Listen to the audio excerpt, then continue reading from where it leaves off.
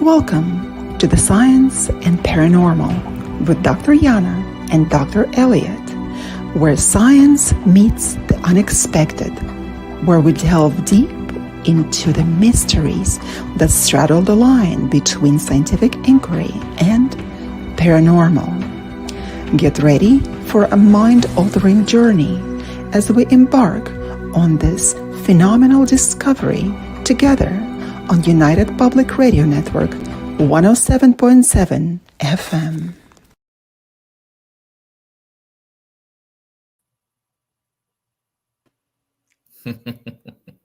Hello, everybody. It's been some time since we've seen you live. This is Dr. Yana and Dr. Elliot back with you again on United Public Radio Network 107.7 FM from beautiful New Orleans. Well, don't forget, Dr. Yana, I did see them last week. It was yeah, that's right. That was me. That was me sneaking action. That's right. You abandoned me.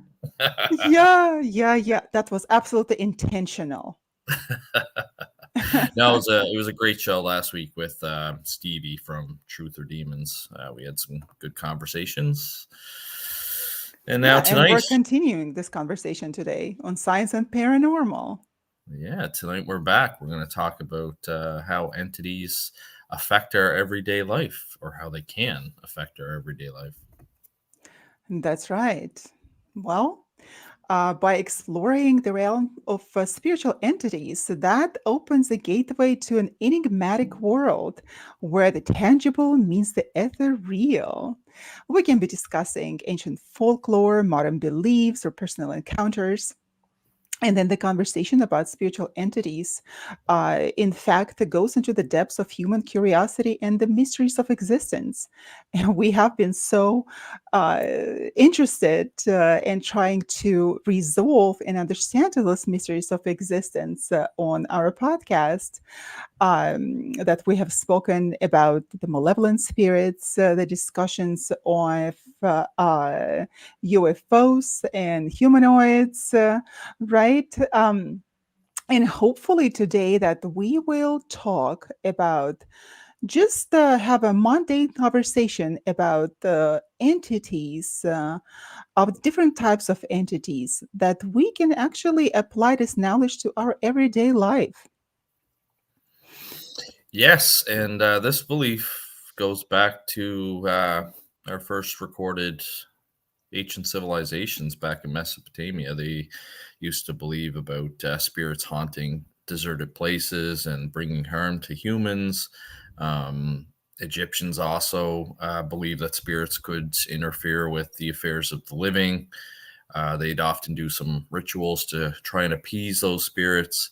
That followed through as well with the Greeks and the Romans as well, where they believed numerous different spirits and deities would affect everyday life. And even today we still believe in good versus evil and positive intentions versus negative intentions. So it's something that's been around human civilization for as far back as we can tell. And why is that, Dr. Elliot? Why do we have this incredible interest in this type of things?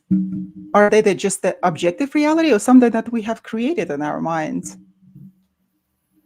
Could be both, really. I mean, certainly it's a fascinating topic. I always teach in my courses, especially the ancient demonology course, just about how when things didn't go well back then, we tend to blame the supernatural. Crop failed. It was, somebody put a curse on your land, and same during the witch hunt days. If you didn't like your neighbor or you wanted their land, you just point a finger at them and say that they were involved in witchcraft, and next thing you know, they're on trial and property's being seized. Whereas today, I don't know, I hear most people blame the government for things today rather than supernatural entities. So it is kind of interesting how we have kind of changed our mindset a little bit, for sure. But it's been something that's been ingrained in us for centuries. Well, you know what? It could be absolutely two related concepts, the government and the negative entities that are affecting our lives. It's so in And both our not only our personal lives, right? The lives around us, our own countries and countries in the world. yes, yeah. It's no, it's pretty sad state out there right now. So, um, you know, usually when things are like that as well, sometimes people like to delve into the supernatural and uh, read about things or watch shows that kind of take your mind off of our modern day problems, I guess, or first world problems. That's for sure. That's for sure, Dr. Elliot. I haven't heard that Canadian word Dr. in a Elliot. while. Oh, yeah, I haven't heard that in a while, for sure. for sure. Yeah. I mean, still today, though, I do hear from people when we do investigations. There are still some contemporary beliefs that entities or spirits affect our lives. I know for a fact that when we investigated the haunted house in Exeter, Rhode Island, that whatever entity was in that house would drain you of your energy. You'd feel exhausted at the home, and the homeowner and the kids would feel exhausted. But as soon as you got it out of the subdivision, and went for a drive or went out to go grab something to eat for a break, you felt a lot more energy and kind of like re-energized from being away from there. So um, a lot of people in modern hauntings have reported, psychological effects from living with an entity. Oh, absolutely. Absolutely. There could be, if we just take the broader concept of the entities, there could be entities falling into two categories, main categories, those that we have created ourselves, and those that are the objective reality that are affecting us in different ways.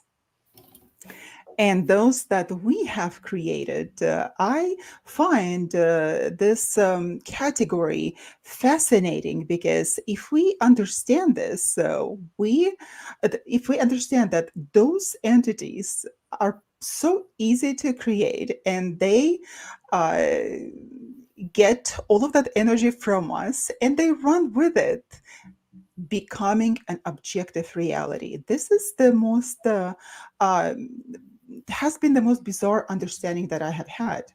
However, throughout the centuries in different cultures, it has been a normal phenomenon, absolutely normal, because we as energy beings, we are capable of creating uh, everything, of course, in our lives. Everything that we have seen is created by us. Nevertheless, also the spiritual entities can be also created by us. And you have heard about the thought forms. And I thought that it was some naive concept about the thought forms up until I saw it myself. And I thought, what is it? What could it be? And I remember that I've read about these thought forms, and I understood, in fact, that this is exactly what it is that was already discussed a couple of centuries ago. And we are capable of creating of different kind of entities, forms that actually can become even the physical ones. They can take shape and form. I remember I was reading a long time ago the book by Dion Fortune.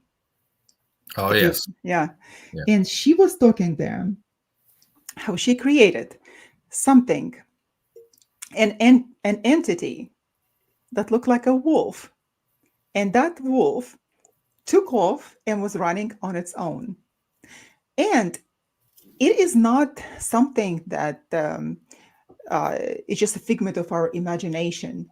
That figment of our imagination can take a physical form and can run in somewhere in parallel world, parallel realities, and can be produced by our anger, by different kinds of moods that we have, the negative moods and negative energy. And because I've been thinking that, for example, this if we were to discuss mythology of Greece, the classical Greece, right? We would see all sorts of different entities, right? And how did they come to life? Did they really exist, or we just made them all up?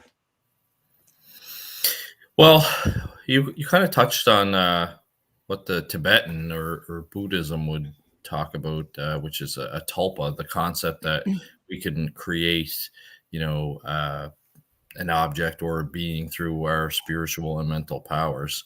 I have certainly heard lots of cases, people creating tulpas. Haven't investigated any myself, unlike poltergeist cases where I've seen, people, what we believe through recurrent spontaneous psychokinesis, their subconscious has to relieve some sort of stress or emotional trauma, and it does it by interacting with the physical environment. But the tulpa, like you said, with the power of your mind and your intentions, some people believe it can create this kind of being, like whether it's a wolf, like you said, or a spirit.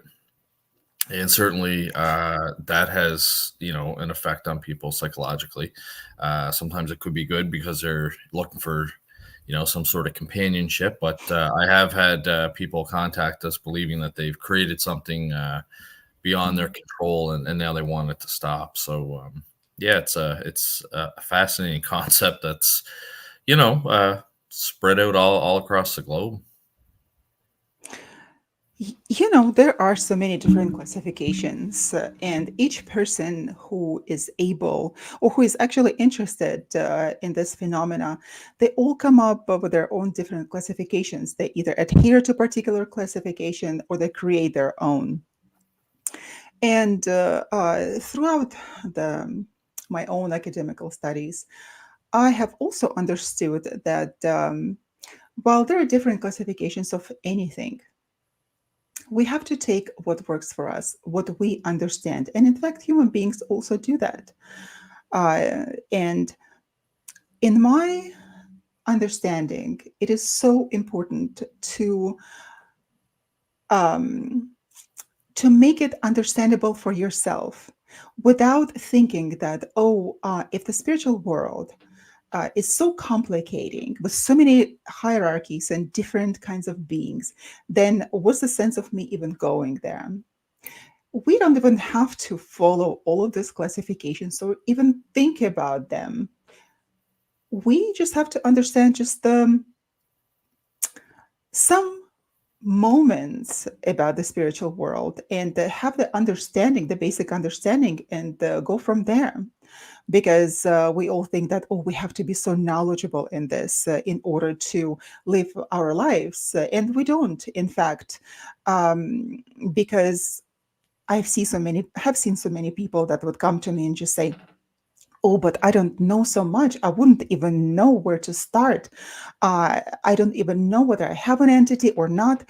You have to help me. And I do help them. And people, they may not even understand what's happening with them. Right. They would sense that there is a problem, but that they wouldn't be able to see it. And that's why there are people who are able to see those entities. Um, I'm getting carried away. I have to get back to the beginning of the typology. So, looks like you, Dr. Elliott, when you teach the class on demonology, you talk about probably the hierarchy and the types of different demons. But do you talk about the spiritual hierarchies there of the different types of being besides the demons? No, I don't actually. I don't cross over on that. I do talk about the hierarchy, the demons, the dukes and the princes, and that kind of a hierarchy. Um, but no, that would be something we could look at incorporating in there for sure. For It sure, is Dr. Elliott. Yeah, that's for sure. for You sure. start with the main topic, of course, with the main topic. And that deserves the detailed attention. That's for sure. But if we start looking at all of those entities, just like us, the human beings, there are different races. And I'm not going to go into the alien races. That's a totally different topic, and someone else can probably talk about it who is more knowledgeable in this. But somehow I am the earth sign, and I like to stay grounded and know what is there that surrounds me in order to deal with them. So, as far as I know and able to see and classify it for myself, there are different races, and sometimes they don't even have to be those that would have their own separate intelligence system of intelligence and understanding, like we do as humans, as higher entities have, such as demons. They a lot of the times the first the beginning level of them, they can be like amoebas, Hmm. that just the one cell amoebas, right? They are like energy plasmoids that can come and sits anywhere on our human body in the energy, be stuck in the energy field. And we have so many different energy fields, of course, that surround our bodies. However, without going deep into that, those little entities, they can actually penetrate the different levels of our energy bodies, and they can be like parasites. They essentially are the parasites that eat our energy and make us feel bad because the energy gets what the through the little holes that they eat, energy leaks, and that's how they feed themselves and get bigger. And another one, there are already higher entities, of course. So they're not high entities, but they're a little bit higher in on the ladder. They already have different kinds of hands and feet, probably feet, like different kinds of tentacles. And they, believe it or not, they like to live in our eyes. And when I see them, I see that the people that have those kinds of entities, they wear glasses. And a lot of the times, those glasses would be bifocals or really bad vision. That person would have a really bad vision. So they stay. And the interesting thing is that they come, they enter us, and they live in the area of the eyes. And then they essentially go to sleep until they wake up again. And then they start to feeding again. He's one of my So, investigators. Just got a new pair of glasses, and his eyes look terrible. I'll have to let him know. how old is he? He is 40. He's 40. Well, we should also take the genetic factor into it because you and I are both scientists, and we should also rule out the different kinds of health problems, the hereditary factor as well. So who knows? I just recently started wearing glasses myself. And on the regular basis, I check whether I have anything going on. And so that could be just hereditary. So who knows? So different kinds of problems. Yeah, he also has diabetes, so which can Yeah, affect your eyesight. So that's yeah, exactly. yeah, no, for sure, for sure. Medical condition for sure, Dr. Elliott. Medical conditions, Oh my they god, can affect you our got me sight. saying the Canadian sayings again now. Me, I You- learned that from you. I know. No, it is interesting though, especially on the topic of demons, because in the oppression stage, they manifest a lot of characteristics that start to wear the occupant down. They'll be able to shake your bed at night, keep you awake, make loud, annoying banging sounds, or you'll hear your name being called, and they start to kind of wear you down psychologically. But I also think that, and some people agree that they can feel like almost like their spirit guide, or their kind of like their angel, the guardian angel with them. And sometimes I do kind of feel like I'm getting guided by this spirit world. Like the odd time, like it'll be like a really strong, intuitive kind of feeling, almost like you can actually hear like a voice like shouting at you to go one way or do one thing. And it's like you better listen to that, that inner voice kind of feeling. And but we're just not really attuned to, I think, beyond like that low wave and receive all that energy and knowledge that is around us that we just can't seem to do in today's busy world. We've got our eyes and nose in our phones, and it's loud, and we're at the office, and things are really disruptive in our daily life. So um, I do think it's interesting, though, if you start to pay attention to your intuition. It's almost like sometimes I think you are being guided by a higher being, to try and keep you on the straight and narrow and the right path sometimes. Yeah, it is such an interesting concept, all those guardians and spiritual teachers, whatever we call them. People call them differently in each culture. Uh, to me, I mentioned that before. I'm kind of a rebel and I don't really want to be guided by anyone. I don't want to be told what to do. But nevertheless, I'm noticing that there are different beings that come through, and they, as I call it, they spoil the air, right? They put the interference in my thinking, and not necessarily that would be the bad beings. They can be the good beings as well. And some of them that I have already identified, they would tell me on. Um, what course of action that should be taken, or for example, if there is a danger that would be there, if not letting me know not to go in a certain direction, they would just make things happen and they will not take place.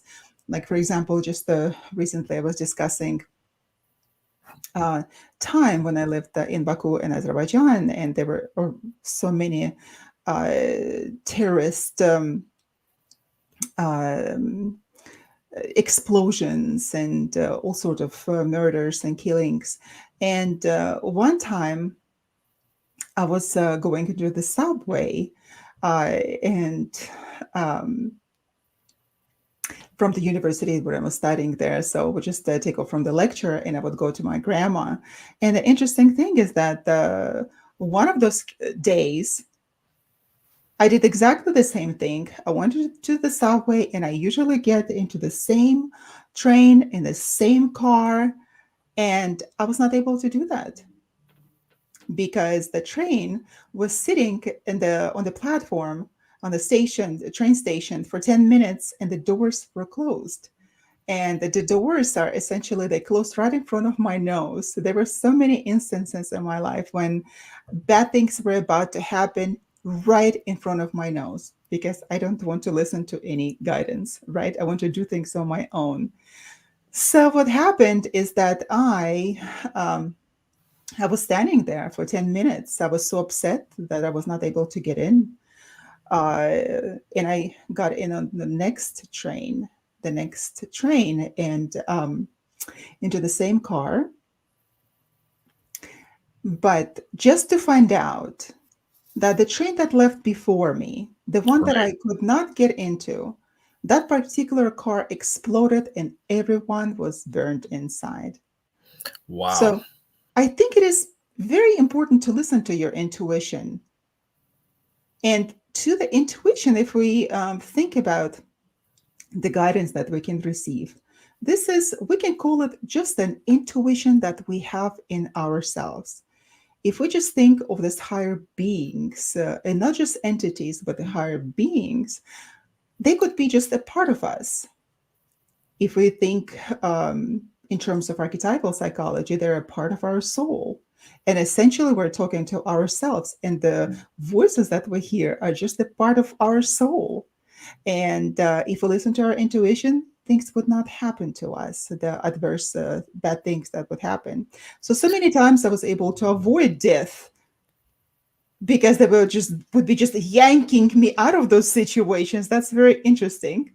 But this Yeah, is well, I told you, like while I was policing, I had great intuition, and it led me to being safe and digging deep into certain cases and finding really good evidence that otherwise, if you hadn't listened to your gut, you might not have come across it.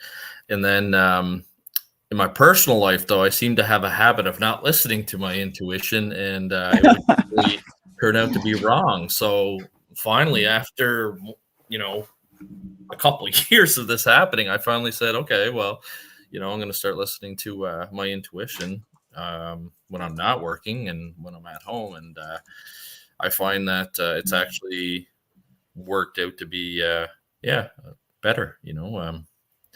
Usually I make the right choices. So definitely something that you have to pay attention to, and I don't think we pay enough attention to our intuition these days. these days, I think it's always been this way. Our ego gets in the way, and mine is for sure is just like very loud. And like, I'm gonna do things my own way. And I've always been like that.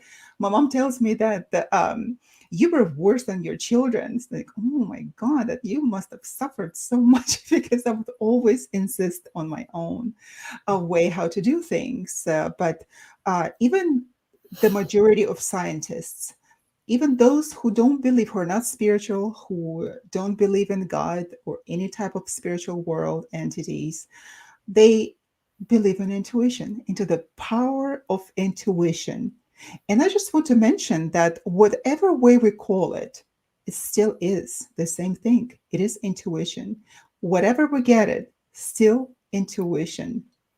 We just have to be able to listen to ourselves. If we don't want to be listening to any other types of beings, right?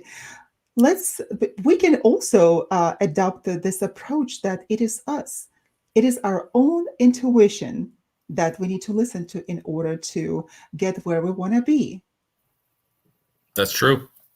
I agree with you there, for sure. Yeah, if you or even if you struggle to believe that there are other entities out there, like you said, listen to that inner voice that comes within yourself. When I started doing it, I know, like I said, things started to work out a little bit better than when I would go against it.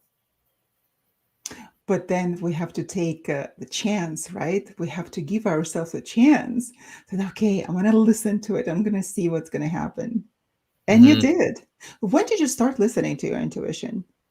Oh, geez, just a couple years ago, Oh, yeah, it was just a couple years ago. And it's just stupid stuff. Like, you know what I mean? It's like, oh, you should move that because if you don't, like, Meadow's gonna bump the bookcase and it's gonna fall off and break. And sure enough, it would happen. Or, um, you know, uh, I don't know, just like little minor things, like like maybe I should take this route because it's quicker, and then you don't, and you end up coming across like a car accident, and just like things like that. That were just like kind of inconvenience, like nothing crazy. But then when I started listening to my gut, like whether or not I should do something or not do something, I started doing it, and yeah, it works it a lot better. And I always did with policing. We called it our spider senses. But whenever your spidey senses went off, you would pay attention to it. And why in police, spider? I think just because of Spider Man, kind of like Ah, every yeah, that's police officer cool. feels like you've got like the sixth sense happening, like the Uh-huh. the spidey waves are going off, and but listening to it as a police officer is important because it could mean whether or not you're coming home or not. So yeah, you've got to really pay attention to it for sure. I'm definitely a big believer in that. Yeah, I also wanted to mention that of course this is our own intuition. And and to tell you the truth, I'm gonna be honest here. I hate those times sometimes when my intuition talks to me. I hate those times because a lot of the times, yeah, it's something nice and good insight into something, something that the answer that you've been looking for. But then it's like, oh my God, like I have not been sick in quite a long time, and tomorrow I'm going to get sick. And I hate that. It's not because the power of your subconscious, because you kind of persuade yourself that you're going to get sick. But all of a sudden, for Pete's sake, you get sick, and I get sick. Like tomorrow, I'm going to be sick.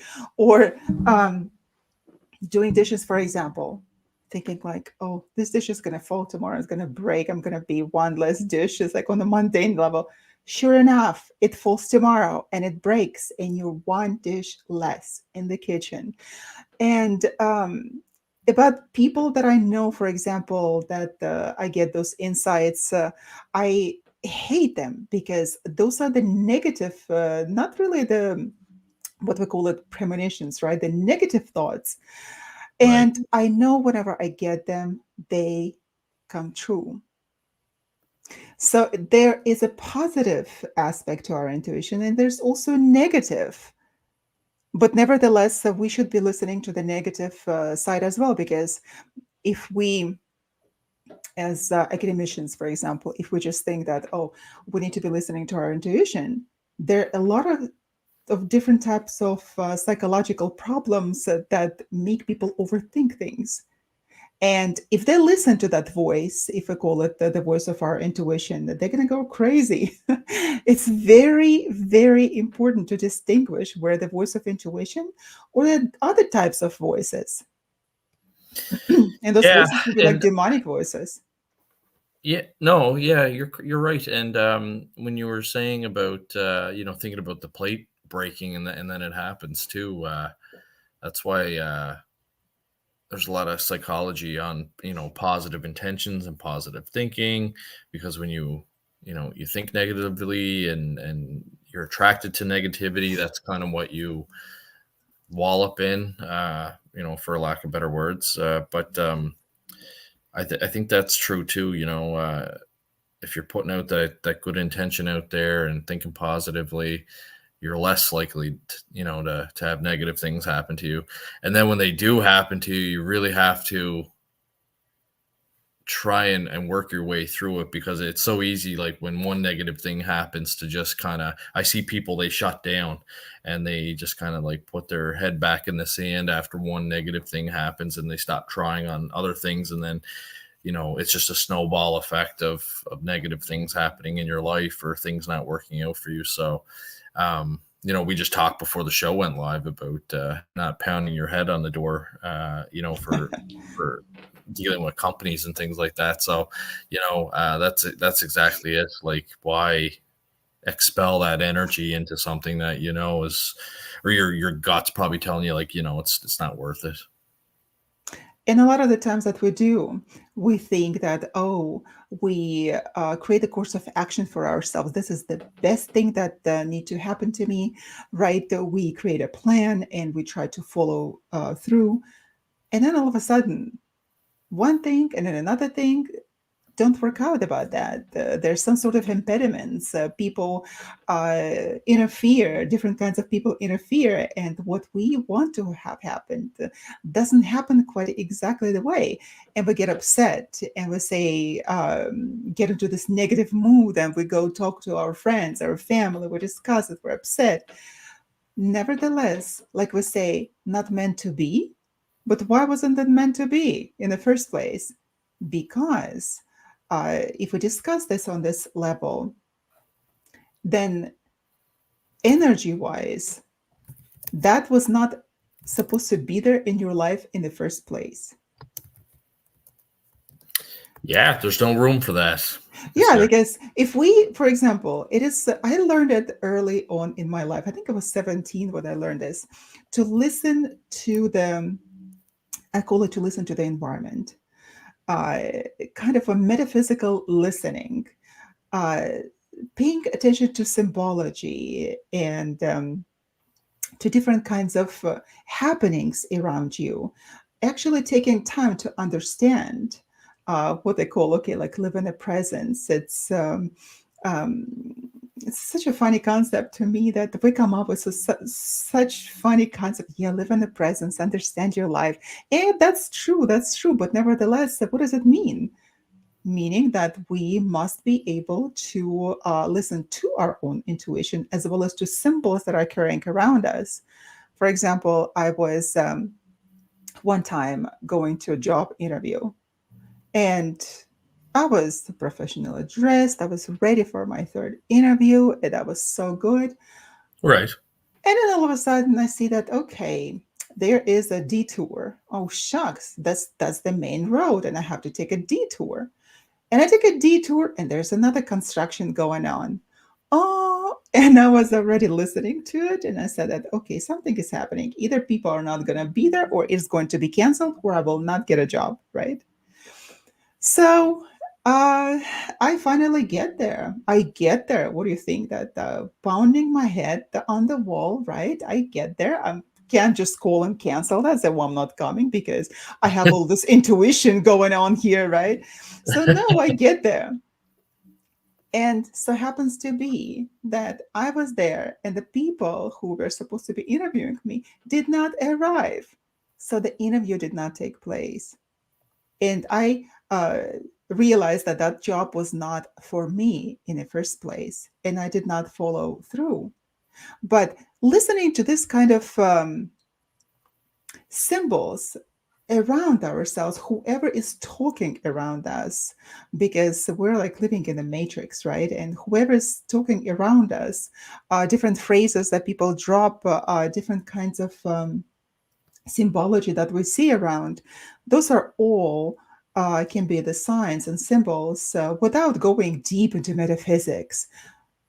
It's an easy, mundane practice that we can adopt in order not to get ourselves into some negative predicaments I or got go asked. somewhere we're not supposed to be. I got asked a really interesting question last weekend at the lecture that I do. So I've been traveling around Nova Scotia this year to all the bigger communities to promote paranormal phenomena research and investigation. Let people know that we've been around since 1997. That we're nonprofit. We don't charge for our services, and it was a really interesting question that I hadn't been asked before. But a girl stood up and she asked if I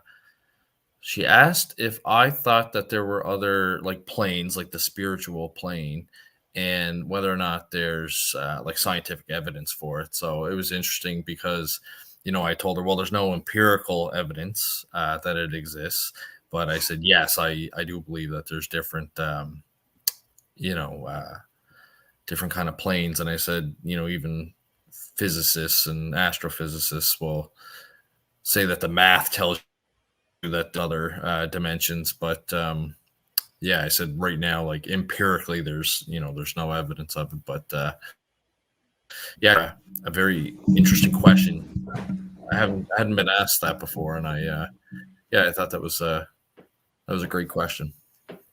It is a great question, but even if we don't have empirical evidence, we what we can do with it We don't is have empirical evidence yet. Maybe one day. exactly, Yeah. exactly empirical evidence yet, Well, it's because funny because I always show a slide. There's one slide I show where it's times where we were wrong. And in the late 1800s, the chief British surgeon had been quoted as saying that the wise and humane surgeon would never be able to operate on like the brain or the chest. And Albert Einstein in 1932 didn't think that nuclear energy would be obtainable because you had to split the atom at will. And then Thomas Watson, the chairman of IBM, thought that there might be a worldwide market for 5 computers in total. Mhm.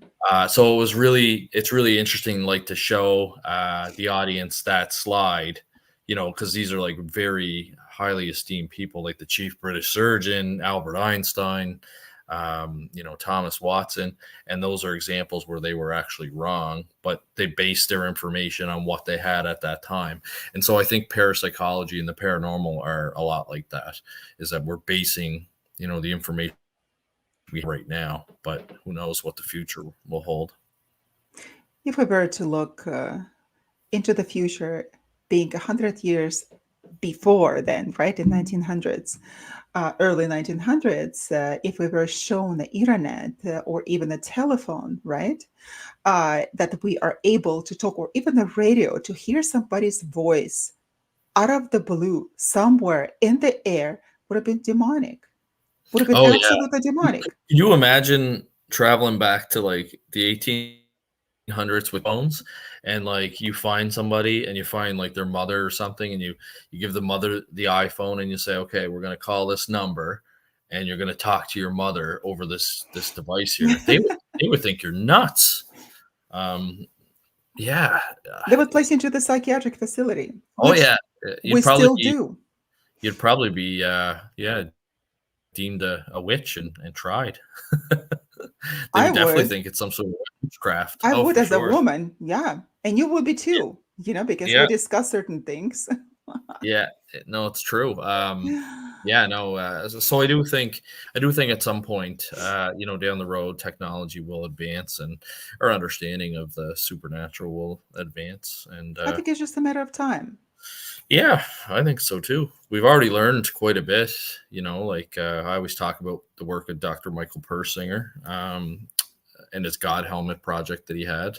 He was a Canadian neuroscientist that developed the God helmet. For those that haven't heard of it, it was basically a snowmobile helmet that he modified. He put electrodes in it. And what he found is that when you increase the electromagnetic radiation near your temporal lobes, which are just part of the brain by your ears, people would start to see apparitions and experience, hallucinations, and some would even see like religious figures. So we know that high EMF in certain locations can cause people to experience a haunting. That's something that we didn't know before. So yeah, we're always making advancements. They might just not be, you know, really really fast. It could be very slow, but we are making advancement. And then again, there have been skeptics at all ages.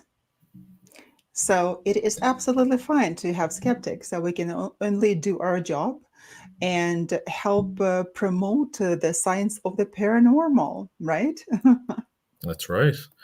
Speaking of we science and the paranormal, we're at the top of the hour already. This has been this has been great having my partner back. Oh, Uh, yeah, yeah, yeah, you're yeah. listening to Science and the Paranormal, and we are broadcasting live from the United Public Radio Network, the UFO Paranormal Radio Network, 105.3 and 107.7 FM out of New Orleans, and also on Roku TV. We have a new website. I'm not sure if anyone knows about it, but if you go to bio dot site, SITE, /science and paranormal, you'll come across Dr. Yana's beautiful design that she created for us. And of course, if you guys have any questions, we do get the odd question emailed to us. You can email us at scienceandtheparanormal@ppri.net. And don't forget to give us a like, follow, subscribe, share, comment, whatever you want to do to show us that you're out there and support us. And yeah, we're just lucky to have all you guys join us late at night Absolutely. Late talking at about, night. talking about science and the paranormal. Well, it's not so late for Dr. Yana, but you know. Still 8 o'clock. What are you talking about? Almost 8 o'clock. Yeah, but not as late as for you, of course. No, Yeah. no. We are, when we Tuesday night, talk so I've settled in. This is like episode what 20, 27, 27 already. Episode 27. yeah, pretty soon we're going to have an anniversary. Anniversary edition is going to be 30, then 40 and 50. Yeah, which is good, which is good. Yeah, that's really cool. We got some guests coming up too at some point. I can't remember the exact dates, but we're gonna have Doctor Father Bob Bailey come on. He's a retired Roman Catholic priest that did some deliverance work, and then we're also gonna have Morgan Knutson come on, who has done a bunch of paranormal shows. I know she's responsible for haunted hospitals. So it'll be really interesting to talk to her about some of the work that she's done. Yeah, and I'm still on the hunt too for a expert in Pets. Yeah, ghosts of pets, because I think that would be a really interesting episode as well. So interesting to have um, an expert on pets, ghosts and pets. Yes, That's so I wanna see if interesting. I can track somebody down because a lot of people do ask about their pets, or even just this past weekend, I know there was a lady that was. I was talking about post-mortem apparitions, which are the apparitions that appear to somebody usually shortly after death, but it can take days, weeks, or months later. And I always ask the room like who has experienced like a post-mortem death, and a lady had said that her dog, actually, her black dog, had come back shortly after it had died for just a quick visit with her, and then kind of just disappeared, and that was it. Only ever appeared to her once. That is very interesting. I Let's ponder one question now, Dr. Elliot. Assume that what we know about reincarnation, that we travel from one life to another. Sometimes we take time in between. But what about those pets, for example? We also can live as a life of a pet, right? Some sort of an animal, a bird, and also a human. So throughout our own histories, when we move from life to life, and our ghosts, for example, from the previous life, can still roam the earth. Do you think that while we have reincarnated into another body in the future, do you think it's still possible for the previous ghosts of our previous body to roam the earth? Because in that sense, if we look at it from that perspective, then there's no intellect, probably, right? There is no conscious approach to it. It's just probably like a hologram that is traveling. What do you think? That is, yeah, that's very deep. I'm like thinking about this one. Yeah, I mean, see, Because mhm, it's funny. Like I know there's some people that like as soon as they're born and they are kind of like aware, self conscious, I guess.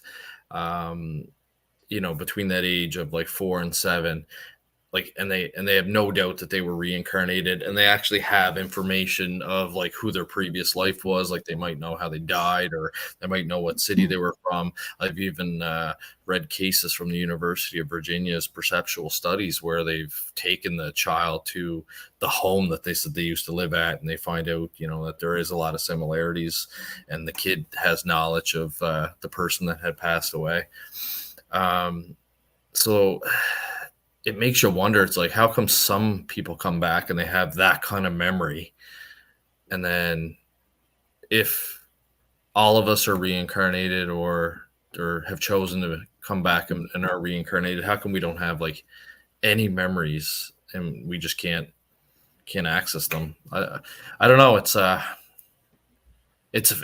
very fascinating topic for sure. I just find it really, really interesting though that there are some people that have like that knowledge from their previous life. Now, it is my understanding that after age 7, they kind of start to forget about it.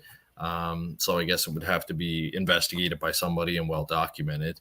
Um, but I don't know. Like, what's your thoughts?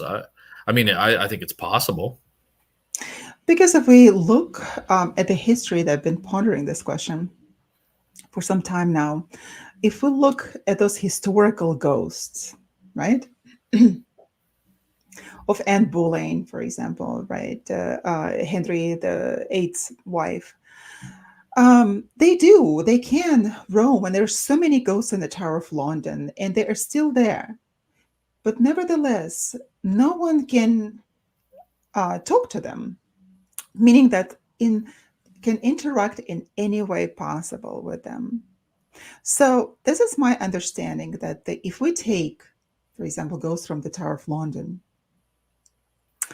or any kind of a ghost from the past, there is really no interaction with them. It's unless there are other types of entities that can impersonate them, for example, right?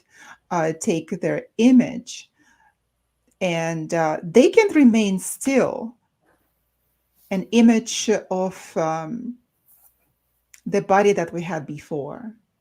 And that is going to be just it, like as a hologram of Mm. us at that time.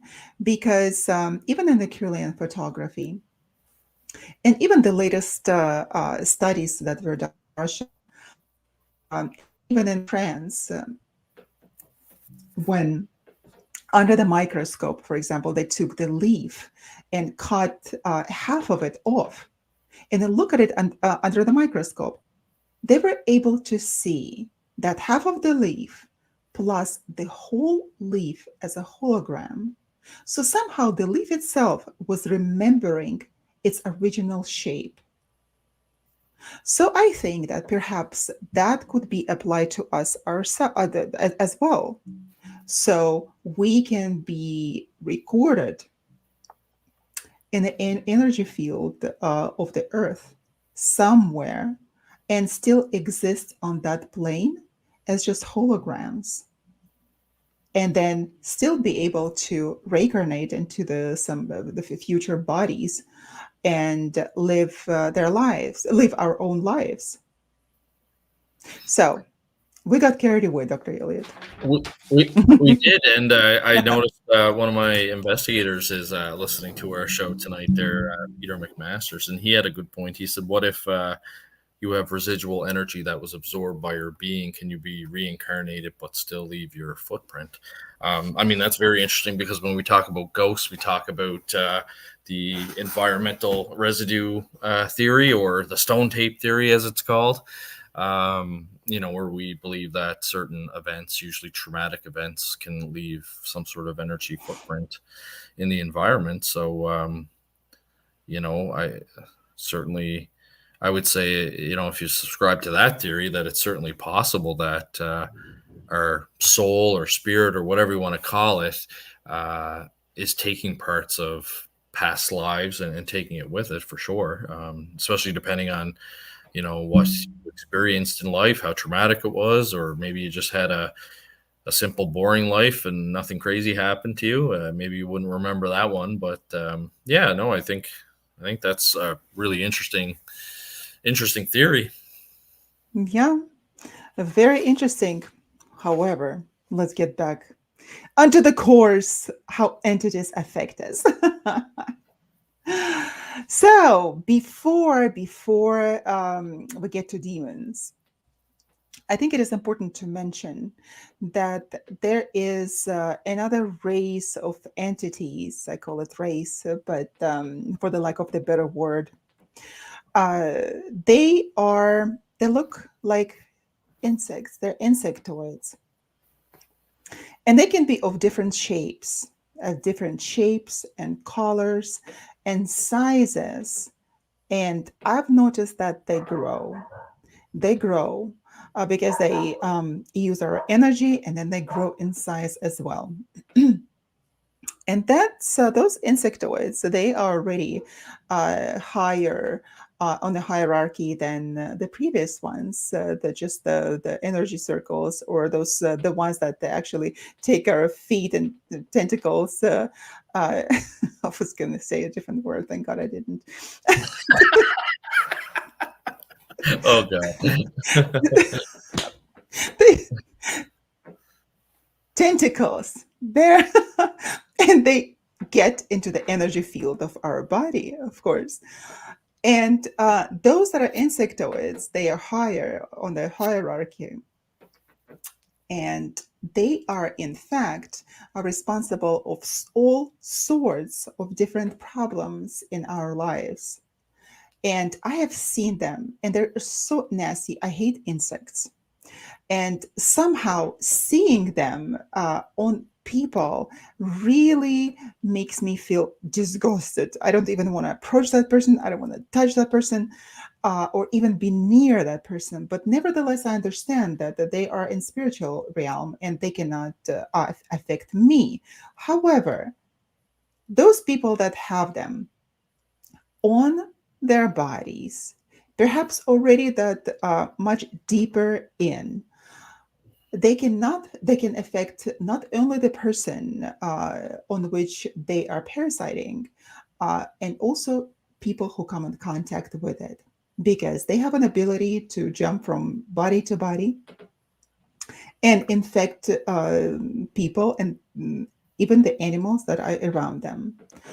And because I've seen all sorts of entities that look like insects, uh, that's centipede, for example, the most horrible centipede, for example, and even cockroaches types of beings, and they are so repugnant. And nevertheless, yeah, but I My don't understand. daughter, my daughter right now would be cringing. She is absolutely terrified of insects, like any sort of insect, like house flies, mosquitoes, like ants.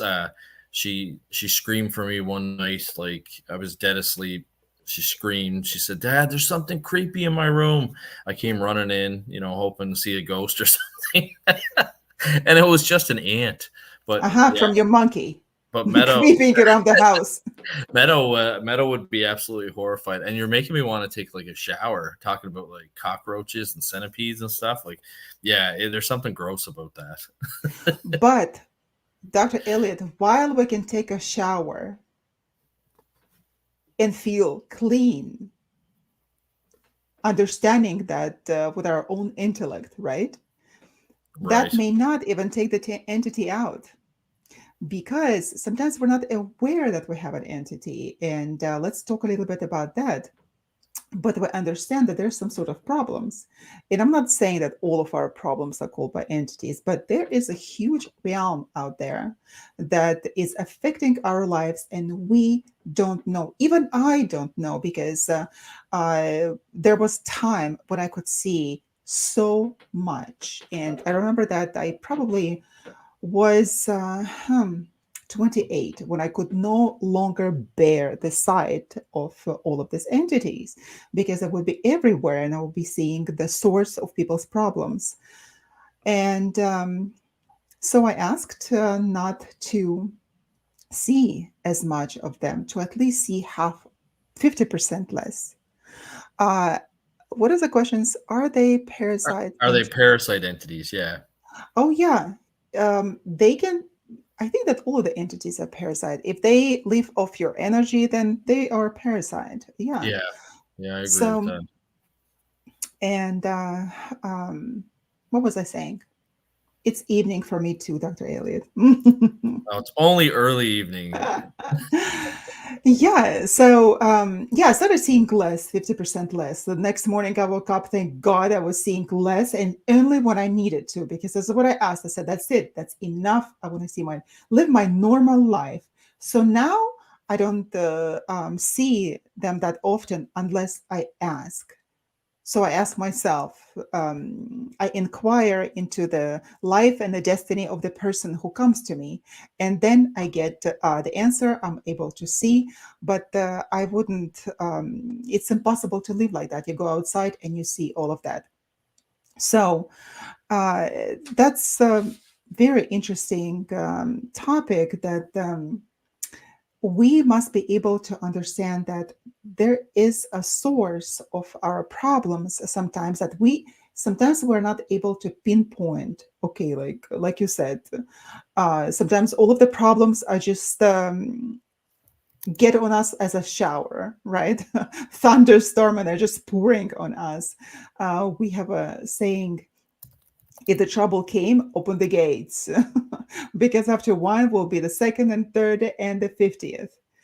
So um, I remember, for example, one of my clients, she came to me saying that she feels as if she is drowning. So when I looked at the source of her problem, I realized as unpleasant as I felt at the time, she had an entity, uh, actually, of the soul of the child that was drowned. And that child, that soul of the child, was parasiting on her, just sitting there and eating her energy. And that was so interesting because when I mentioned it to her, she said that she was just at the party. And there was a friend of hers that kind of sat with her and started telling her this crazy story Right. of the child that got drowned, and somehow she had that sitting on her. And when I inquired about that friend of hers, she said that that woman, she does the black magic. And interestingly enough, all of those entities, if they come to you, for example, not to you, the people who are dabbling in the dark arts, they can easily pass it on you. They can take it as an object and pass it onto other beings, onto other people. So by sitting right next to her, she was able to pass it along onto her friend, who in fact felt as if she was drowning. So this is one of the examples when we don't know what is happening to us, but we can feel it. Um, Another one was my daughter when she was 4 years old. I remember, and as people, we have busy lives, we have families, we have jobs. We just have to have so many balls in the air.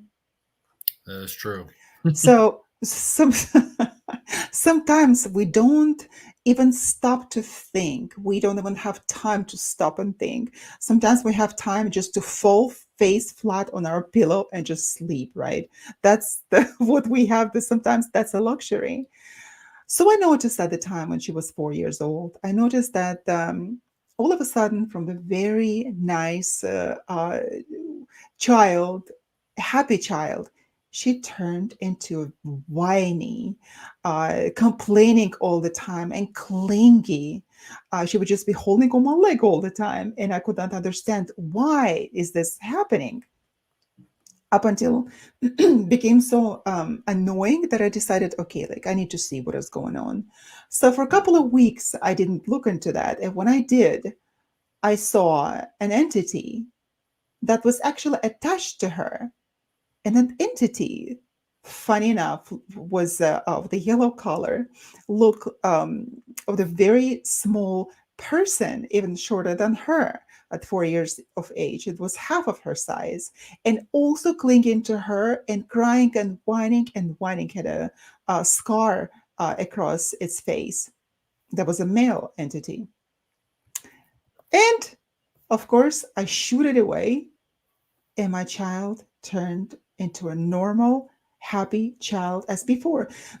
So it can be, if I can get this point across to everybody, sometimes we look at some medical problems, right? That some psychological problems, we try to solve it in a way that we understand in our Western culture. Of But course. if we just, yeah, if we just took time and to look into it and see, okay, what is the source of the problem? And when I look at the source of the problem in my practice, I don't necessarily look for entities.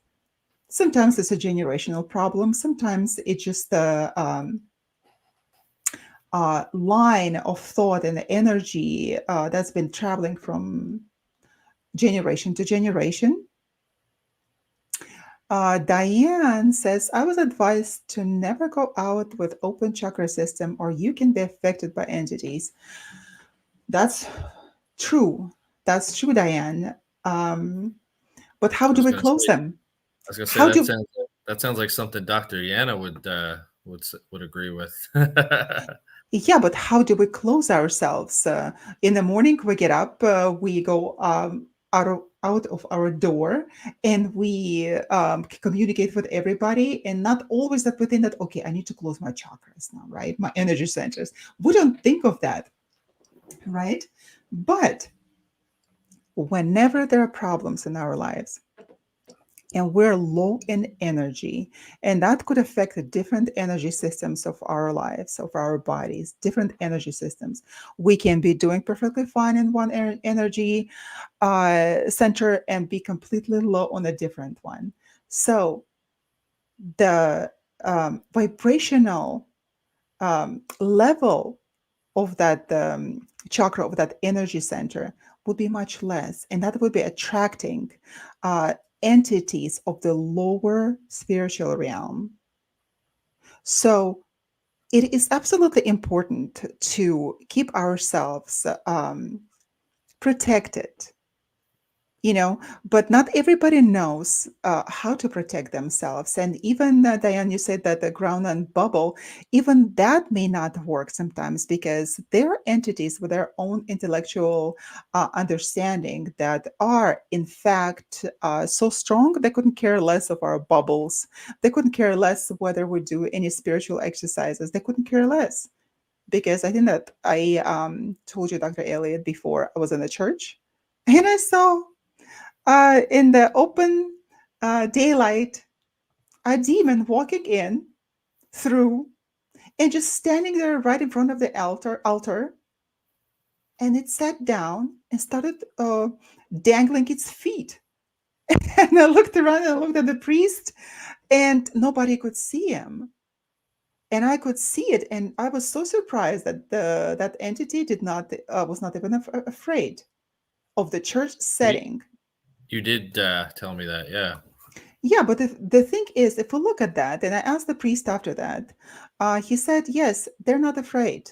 They come in to see what is going on. So sometimes we are not able to protect ourselves this way by external um, protective artifacts, right? Or even prayers at times. But the prayers are, in fact, get us on a different vibrational level. And that's how, on the higher vibrational level, and that is how those entities, they can live on their own, because the vibrational level would not correspond to what they had before, and I wouldn't be able to still stay attached. So it is very easy, in fact, to protect ourselves in this sense if nothing else works, and we think, oh, I'm going to wear different artifacts. I'm going to wear amulets, and they're going to protect me. Nothing of the kind.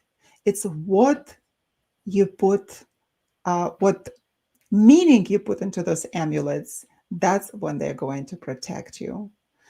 And bubble does work, and especially if you know how to close it, how to open it up, because we cannot be walking around with closed energy centers. We're going to suffocate.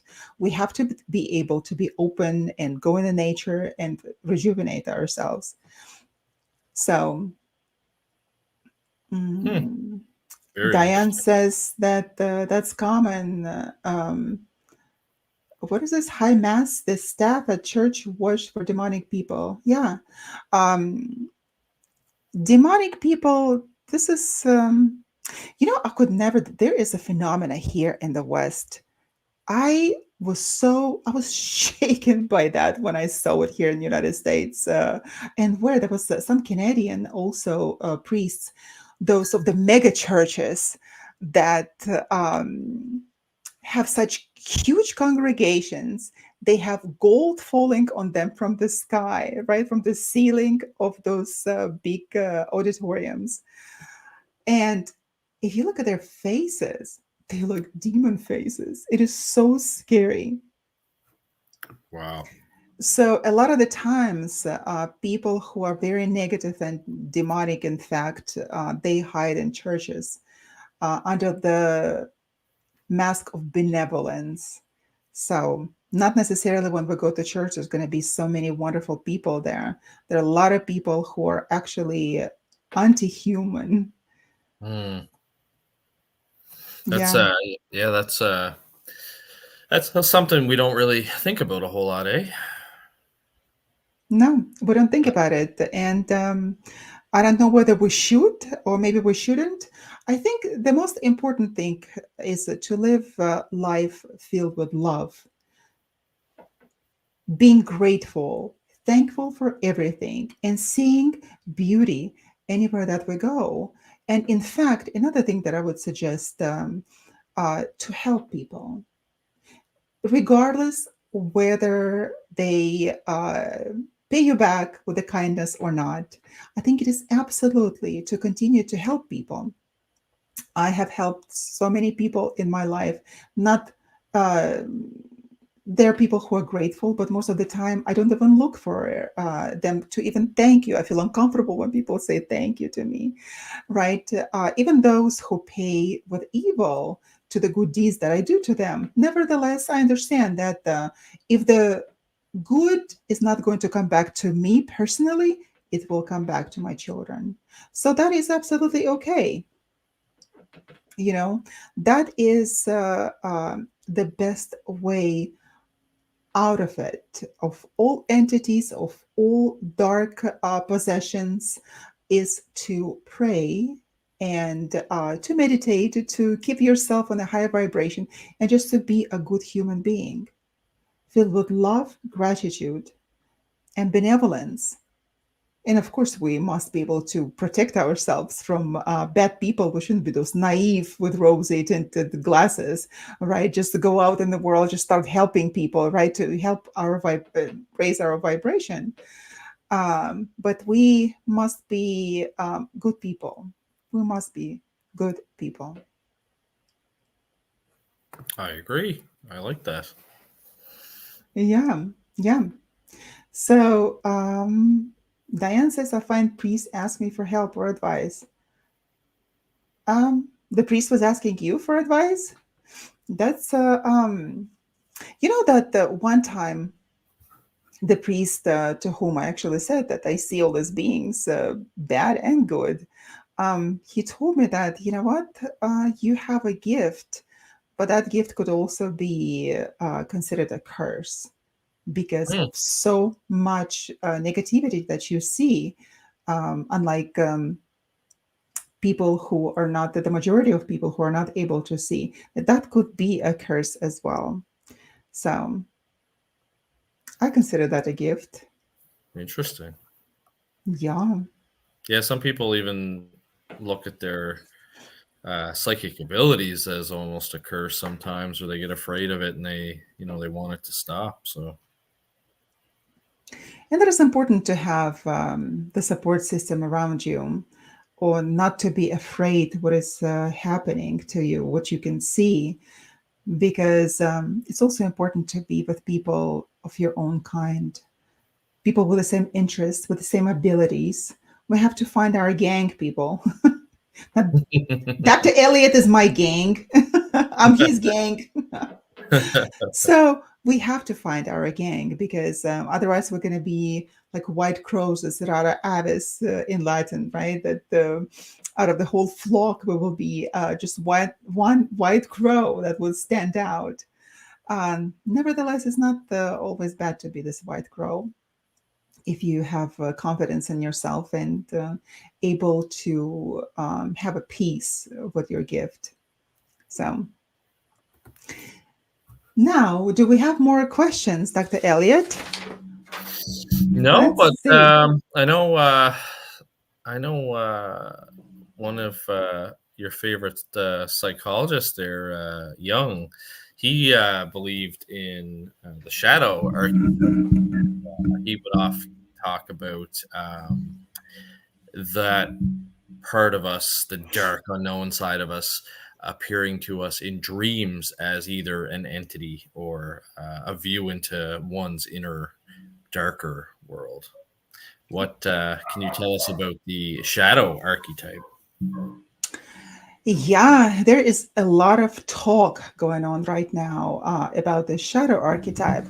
And not necessarily just the, the shadow archetype is going to be projected in our dreams. it is also, there is such a thing as anima and animus. I'm so fascinated by this two concept because that is something that we can work with on an everyday basis. And for women, animus, we have this understanding of that, this concept of the animus, the image of a man that we hold very dear as the idealistic image of a man. And that has been comprised of so many images that we have seen of men in our lives, speaking from the perspective of a woman. And then men have the same. They have this idealistic notion of a woman comprised of all women that have touched his life. So they do sometimes can come in our dreams as impersonations of different entities, and represent that male side in us or a female side in us. Yeah, Diane, it's he is awesome. Yeah, for self development. Somehow, unfortunately, he's became the hero of the New Age movement. And when I was working on my bachelor's, it was so funny that this is the first time I learned about Carl Jung. And I was working on my psychological thesis, and I was told that in the West, that Carl Jung is not considered a mainstream psychologist. And when I got to the West, I understood why, because of his association with the New Age. The New Agers took him and ran with him, of course. He's their god. Um, but with all of the shadow qualities that we have, that we repress, all the negative qualities that we don't want to even know consciously about, or if we know about it, we repress. Those are the shadow qualities, and they can manifest at any time in our lives. Um, if we, for example, had to learn so much about myself in it, if I did not like something in somebody, I'll just get back to Jung and say that, why don't I like it in this person? And every single time I would find out that that is a projection of my own shadow, something that I've repressed before, the dark aspect of myself that I did not deal with previously. And I would understand, okay, I did such a tremendous work on myself. But we do project our own darkness, our own shadows on other people. Yeah.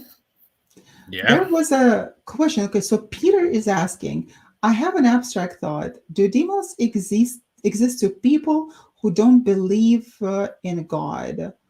Uh, Dr. Elliot, get on stage. Do demons exist to people who do not believe Don't in God? believe in God. I mean, it depends. We know that different cultures believe in, um, different things. For example, in the Quran, they talk about jinns. They can be good jinns or bad jinns, just like the Bible, where they have, angels and demons. Like I said in my lecture I just did last weekend, typically we don't have like a Roman Catholic family contact us saying that, they have a jinn in their home. They would refer to it as, a demon because of the religious background.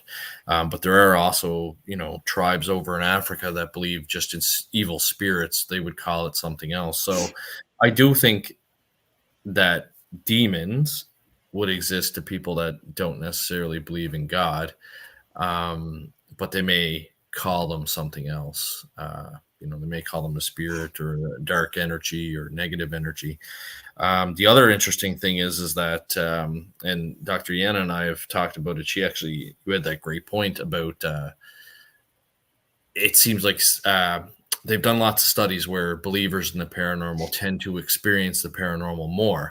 But like you said, as a skeptic, um, they're going to witness something and they're most likely not going to believe it. Like they're going to be very skeptical about it because that's their nature. Whereas like a believer will see something and say, yeah, I saw a ghost or I saw a UFO sighting.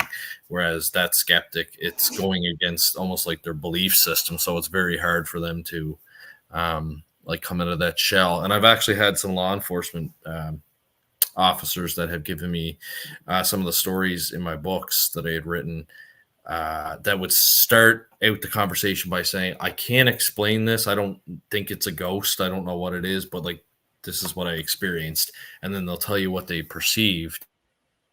And to me, that's like a ghost sighting. But they just can't even come to bring themselves to say that they saw a ghost. They just say, saw something strange. And the example I'm thinking of was in my book, it's actually um, he's named in the book, so I can say his name, but it's Sarah's cousin, retired RCMP officer, and him and his girlfriend had witnessed. He was driving her home very late in the morning. It was like 2, 3 o'clock in the morning, and they witnessed two twins standing at the end of somebody's driveway, wearing like old fashioned dress at like 2, 3 o'clock in the morning, out by themselves, and they almost the way he describes it, it sounds like those two twins on the movie there with Jack Nicholson, where he goes crazy at the resort. There's always the Shining. Shining, that's it. Yeah, Oh yeah. it remind like when he describes it, it sounds like the girls from The Shining. Ooh. And so anyway, when he told the story, he's like, like not sure if they were ghosts, but he's like, I'm telling you, buddy doesn't have kids, he doesn't have grandkids. Um, what were they doing out at 2 or 3 o'clock in the morning? Why were they wearing old fashioned, uh, you know, dresses? And I mean, you and I hear that and we're like, yeah, it sounds like you witnessed an apparition, but it was funny. He just couldn't come to bring himself to say that. So, Absolutely, I agree with that. Also to mind comes the analogy of viruses, for example. We don't see viruses, and nevertheless, they affect us in a very bad way, right? And then we get sick, and then we become believers, okay, that the virus does exist, right? And that's the true. same That's like true. with demons, I think, but we may call them different ways. um, People who don't believe in God, I don't believe that demons exist in relation to God. I know that all religions talk about it as having heaven and hell as that division, but not all of them are in fact this divisive, I would say. Not this clear cut line between the worlds. So, demons, if we look at them, what is a demon? The demon used to be daimon. It's a Greek word for the entity, meaning that it could be a good, it could be an angel that was further described as a good entity, right? It could be just described as fate. Some spiritual beings or your, I call them counselors, what are they, spiritual guides there. Or spiritual guides, the same as a daemon, right? Daimon. So we here started calling negative entities as demons.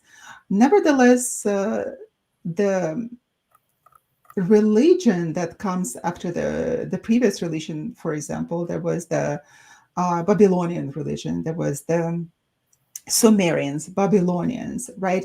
And there was Judaism and Christianity. They all the subsequent religion that came started calling the gods of the previous religion demons.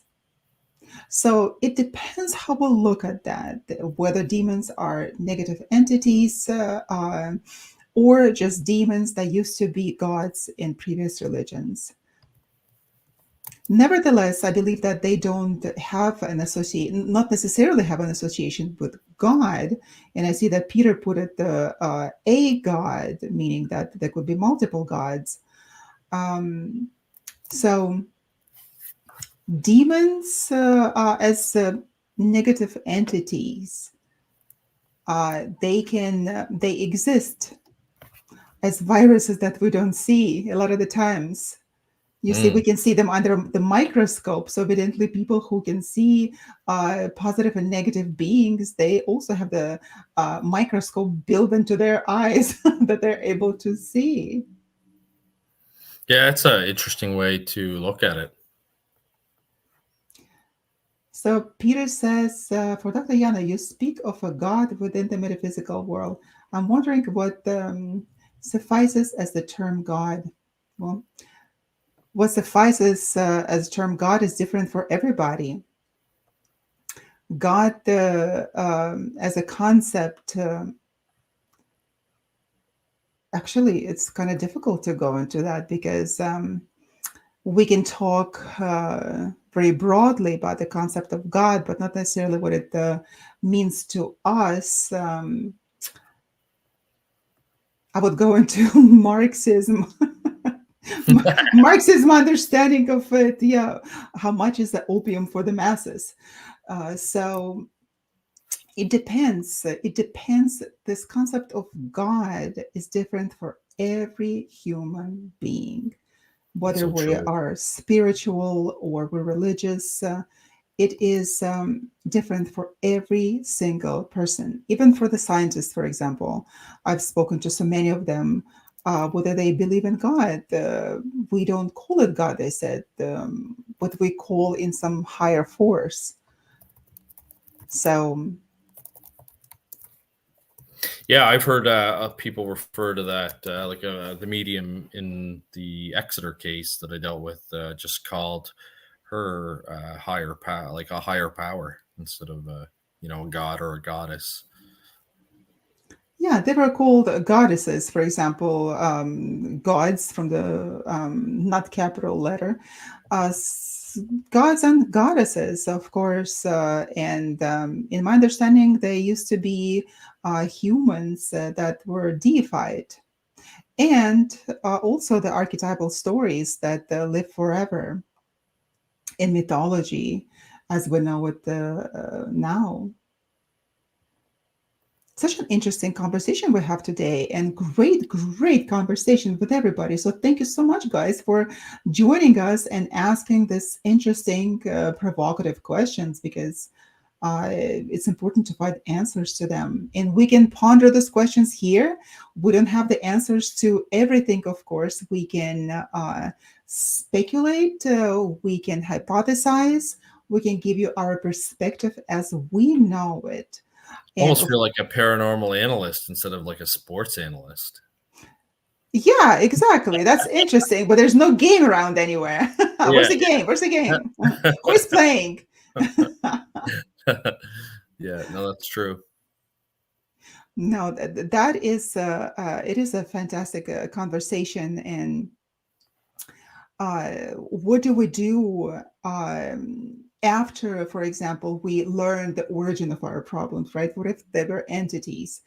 Uh, I've noticed a lot of the time uh, that when people took care of that problem, when they do have those entities leave them, and when we do the cleaning of their house of them or themselves, there is such an incredible transformation of people.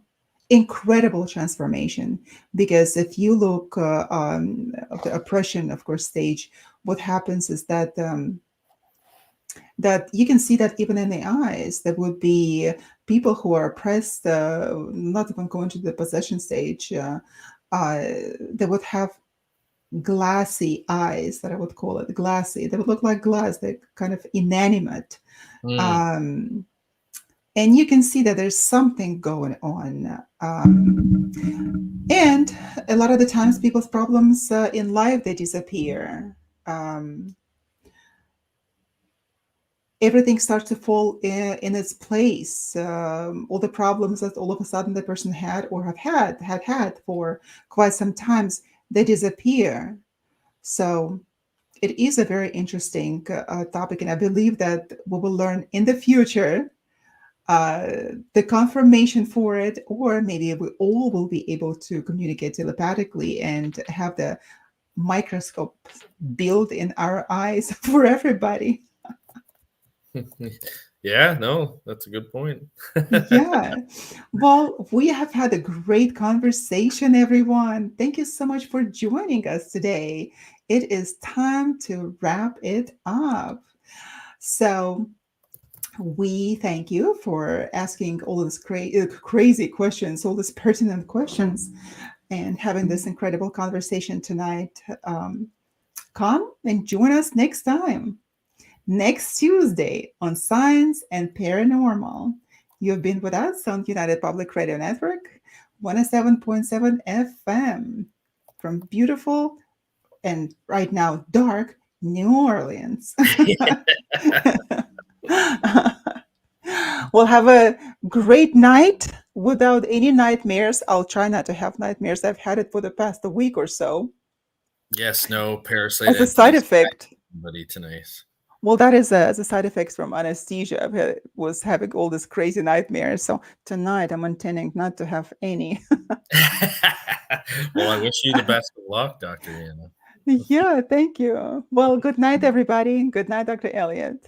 Good night. We'll see you all next week. Next week.